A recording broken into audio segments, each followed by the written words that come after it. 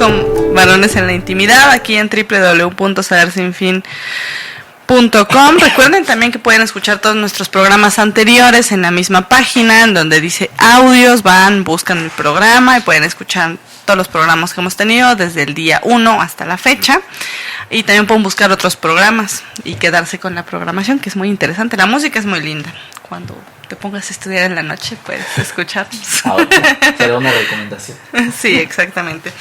Pues un poco hablábamos en el corte, ¿no? Del que ciertamente es un cambio favorable, ¿no? Que todavía tiene como algunas lagunas. Sí.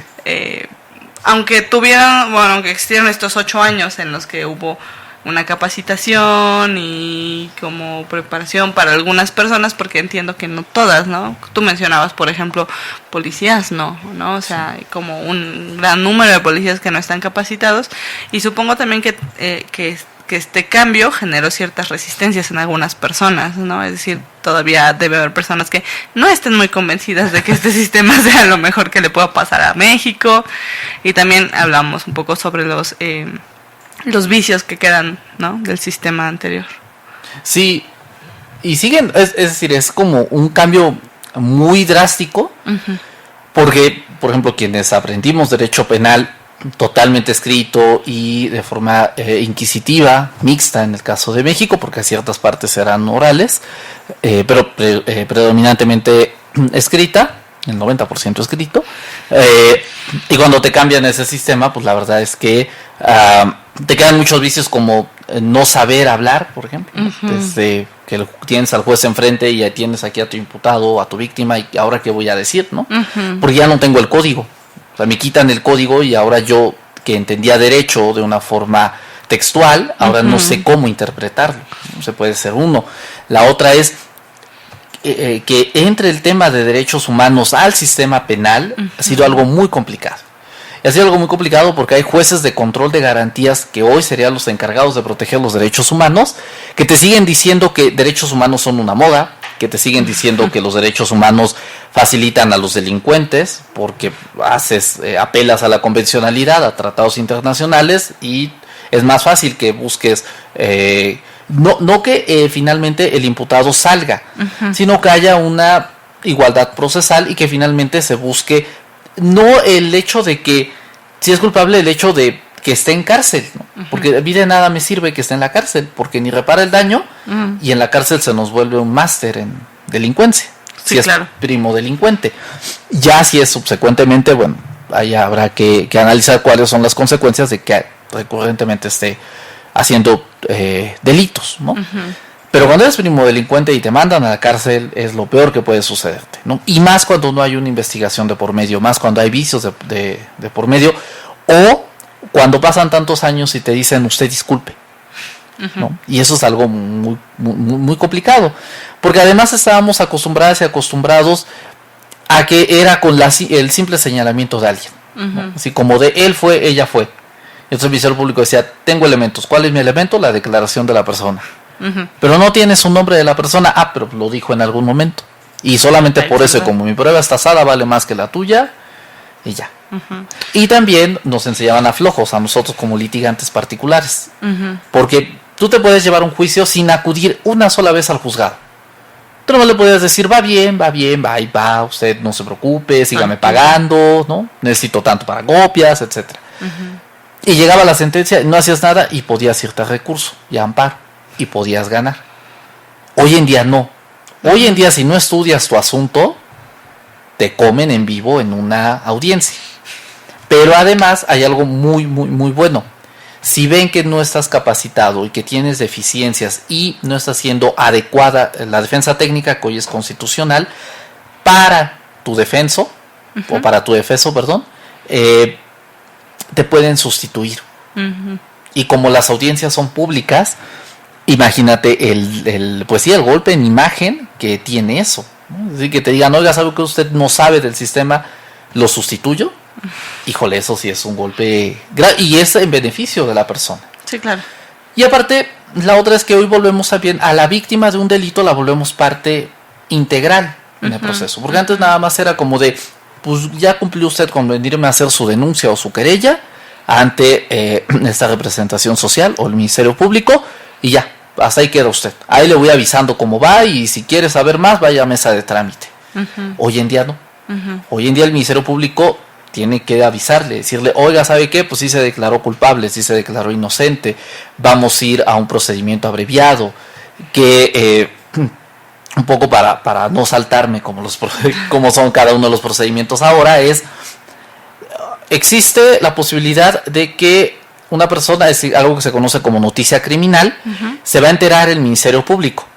Ya hay dos formas de que se entere, una es flagrancia, se le conoce como que te tomen con las manos en la masa, y que también se reformuló, porque estaba en el 16 constitucional, y entonces flagrancia cada quien la entendía como sea, ¿no? Es decir, como si yo lo vi, pero tiene 4 horas que lo vi, y pues llevaba una playera que ya no me acuerdo si era roja o azul, pero yo lo vi. Bien. Entonces hoy en día la flagrancia es ininterrumpida. Si se interrumpe por algún momento, ya no se puede considerar flagrancia. Puede llegar así, es decir, que la persona diga, yo lo vi y seguí la secuencia del hecho y no se me escapó de vista. O puede ser que la persona llegue y presente su denuncia o su querella. El Ministerio Público va a tener distintas formas de proceder. Una, puede levantar una investigación o iniciar una carpeta de investigación, que antes se le conocía como averiguación previa, o es carpeta de investigación. No me preguntes por qué del nombre, pero ¿No lo iba a hacer? Muy bien. Pero bueno, ahora es donde se van a ir haciendo todas las actuaciones. Que antes esa averiguación, y por eso que se le cambia el nombre, esa averiguación nada más la tenía el Ministerio Público. Si quería te la daba, si no quería no te la daba, a ti como defensa. Entonces estabas en desproporción de procesal para hacer una defensa técnica y adecuada. Hoy en día no, hoy en día te la tiene que dar porque te la tiene que dar. Se inicia, y entonces con ello, si hay detenido o detenida, en el Ministerio Público tiene que evaluar las 48 horas. Y en 48 horas no determina su situación, lo debe dejar libre. O bien puede apelar el Ministerio Público a una ampliación a 96 horas. Va a ser muy difícil que lo hagan porque el plazo, si no se cumple 48 horas, se violentan los derechos humanos. Y lo debe de poner, ahora sí, a disposición de algo que se conoce como un juez de control.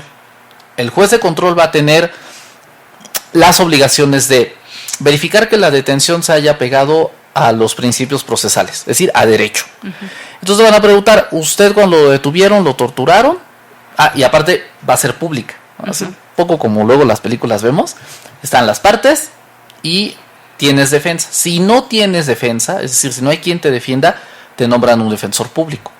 Pero no puede iniciar una audiencia sin que tú estés defendido o defendida. Antes sí. Antes nunca conocías a tu defensor. Solamente podía pasar. Sí, ¿no? Así como de ya al final decían, y su abogado, por cierto, defensor público era Juan Corona.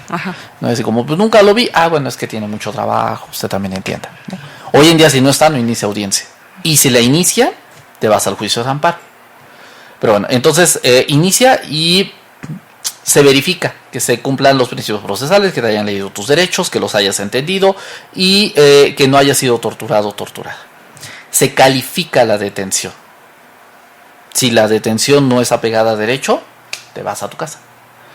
Si es apegada a derecho, entonces ya viene que el Ministerio Público tiene que fundamentar su imputación.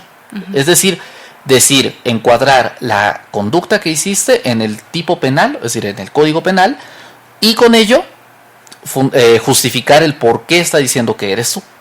Lo cual lleva a que hagan un poquito más de trabajo de investigación. Y tú puedes objetar en ese momento también. Como de, oiga, ¿sabe qué? Lo que está diciendo el Ministerio Público es falso, ese artículo no es cierto, no existe, etcétera.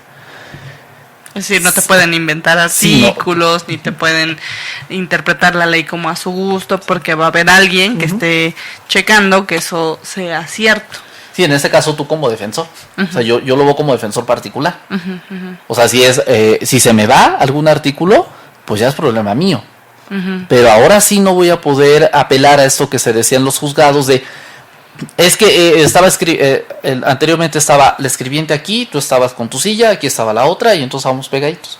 Entonces al final acabas escuchando la audiencia de del de al lado, ¿no? Acabas defendiendo al de al lado y no a tu defensor, ¿no? Así como pues, estábamos pegados, ¿no? Sí.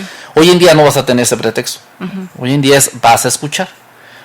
Y también debes de estar preparado, porque aparte vas a tener la carpeta de investigación ahí. Y entonces si tú no objetas, perdón, y el Ministerio Público te mete un gol, vulgarmente como se dice, pues ya es tu problema, ¿no? Pero hoy ya no vas a tener pretexto para dejar en desigualdad procesal al imputado o a la víctima en este caso. Que la víctima pues obviamente la defiende el Ministerio Público y al imputado un defensor particular o el defensor público. En esta etapa que se conoce inicial, se formula la imputación y luego nos vamos a algo que se conoce como el plazo de investigación. Es decir, yo como Ministerio Público tengo elementos de prueba que aún no son pruebas, son elementos de prueba que pueden suponer que tú cometiste ese delito, que es el principio de inocencia. O sea, yo no te puedo acusar todavía porque no tengo los elementos. Voy a investigar. Y entonces, en ese sentido, yo voy a pedir como Ministerio Público el tiempo necesario, términos ya constitucionales, más de un año, menos de un año, para ciertos delitos, 6 meses o un año, y en ese plazo me voy a mover. Deme 6 meses o un año para investigar. Me lo concede el juez de control y en 6 meses nos vemos acá para continuar con la audiencia. Y entonces sí, para vincular a proceso. Esa vinculación a proceso es si hay elementos para determinar que la persona sí cometió el hecho delictivo o no. Pero previo a ello, antes era como de si lo cometiste, te vas a prisión preventiva. O sea, por lo que sea, te vas a prisión preventiva. Hoy en día hay otras formas. Hoy en día lo que se pretende es que prisión preventiva sea la excepción. O sea, que haya muy pocas personas que lleguen a prisión preventiva, salvo por los casos que marca el artículo 20 constitucional, que son delitos agravados, ¿no? Que son homicidios, que secuestro, etcétera, ¿no? Crimen organizado, o sea, cuestiones, digamos, graves y dolosas tienen que estar en prisión preventiva, pero menos no. Tendría que ser, tendría que tener una fianza, ir a firmar cada 15 días. En algunos estados, en Puebla no todavía, pero por ejemplo un detector. Hoy en día tenemos un código nacional, ¿no? O sea, un solo procedimiento para todo el país. Eso nos da mucha certeza, ¿no? De que va a ser tramitado igual en Puebla, en Tlaxcala, en Ciudad de México, en Estado de México, en Oaxaca, etcétera. O sea, ya no va a ser como de a ver a dónde me conviene llevarte para que te vaya peor. Sí, va a ser como... Voy a ir a un corte, ¿todavía tengo para un corte? Sí, ok, muy bien. Entonces voy a ir a un corte más y ya regresamos para que nos sigas contando. Ahora, regresando, me gustaría que pudiéramos hablar, ya hablamos, ¿no? Tiene como muchas cosas buenas en realidad, ¿no? Así como lo plantea, suena que puede ser, una vez que se logren ciertos avances, no muy bueno, pero también va a ir presentando ciertas deficiencias, ¿no? Asociadas también, no únicamente al sistema penal, sino como a todo el conjunto de todo el sistema, todos los otros sistemas también en los que se basa. Entonces, si quieres, regresando, hablamos un poquito de eso y regresamos en unos minutitos a Varones en la Intimidad.